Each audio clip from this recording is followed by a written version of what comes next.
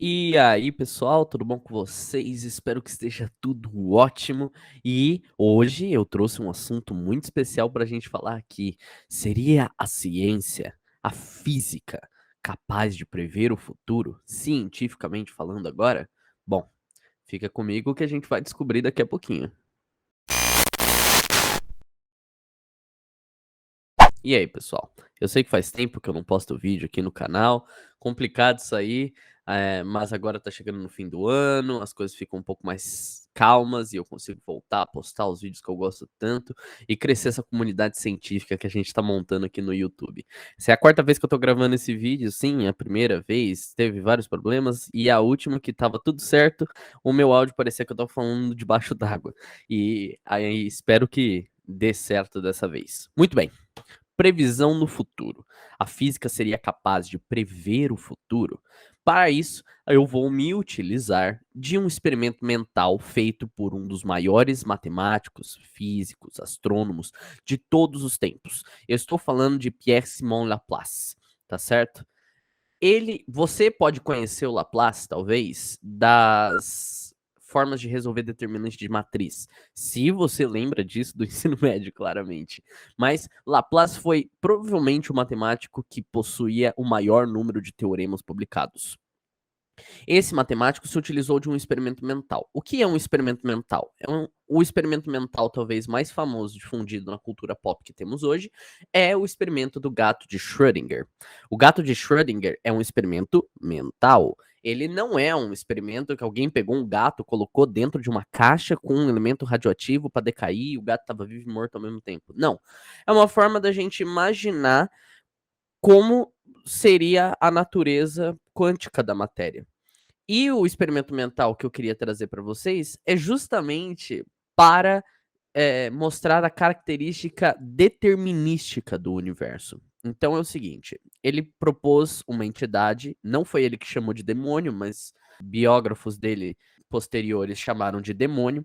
Existiria essa criatura mística, um grande demônio, que teria conhecimento de todas as variáveis existentes no universo. Todas, absolutamente todas.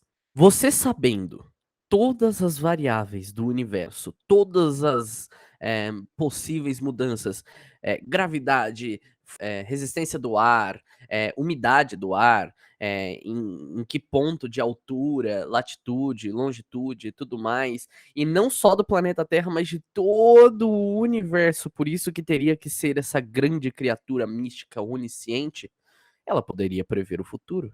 Afinal, o que é um exercício de física senão uma tentativa da gente prever o futuro? Um carro começa numa determinada posição e ele vai até uma determinada outra posição em um intervalo de tempo. O que a gente está dizendo é: se o carro mantiver essas características iniciais, essas variáveis iniciais, como velocidade, aceleração, a posição dele no espaço, né, a taxa de movimentação dele no espaço for constante, a gente vai saber mais ou menos onde vai estar o carro daqui a um determinado intervalo de tempo. Isso é a física prevendo o futuro, tá certo? E se existisse essa criatura majestosa, que soubesse de todas as variáveis, então seria possível prever como estaria o universo inteiro daqui a um intervalo de tempo? A resposta é não. Infelizmente, o Laplace não viveu o suficiente para ver a mecânica quântica ser proposta. Mas a mecânica quântica, ela possui um princípio extremamente importante envolvido em sua formulação, que é o princípio da incerteza de Heisenberg. O princípio da incerteza de Heisenberg diz exatamente a imprecisão que nós temos em todas as medidas relacionadas ao mundo quântico. Nós não podemos saber nem a velocidade, nem a posição de uma determinada partícula com exatidão, cravada, determinística. Pau, preto no branco. Não tem como. Não porque nós não temos mecanismos para medir e tudo mais. O princípio da incerteza ele é um princípio quase que filosófico, em que a própria medida interfere no que estamos medindo, certo? Então, por exemplo, nós não podemos jogar uma luz num elétron sem que essa luz interaja com o elétron e já altere a minha medida. Então, nós teremos uma incerteza intrínseca. Então, logo, mesmo que existisse essa criatura onisciente e tudo mais, ela não poderia saber a não poderia violar o princípio da incerteza. Afinal, estamos falando de uma criatura mística, mas baseada em conceitos físicos. Não, óbvio, onisciente podendo quebrar o princípio da incerteza. Então a resposta ainda assim seria não. Para o mundo microscópico, isso não funcionaria. E para o mundo macroscópico, teria como? A gente já faz isso, você mesmo falou.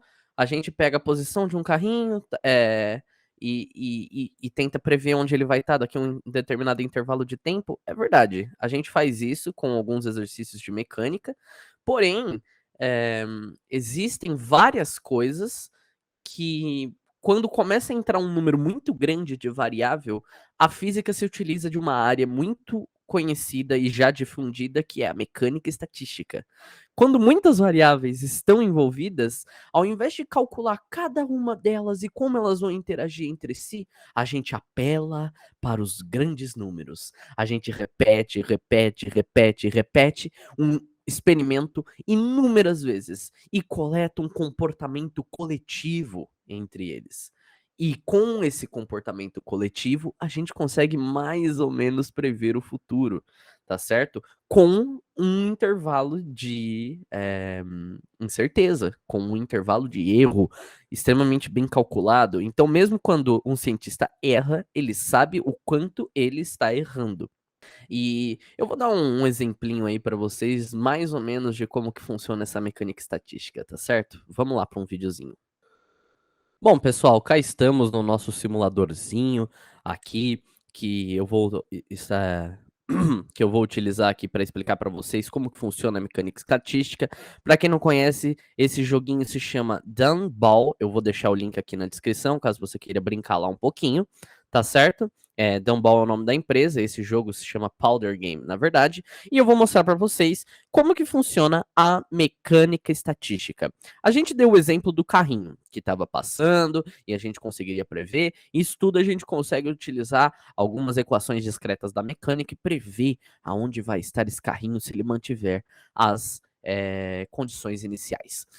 Tá certo? Mas e, por exemplo, quando a gente tem um gás?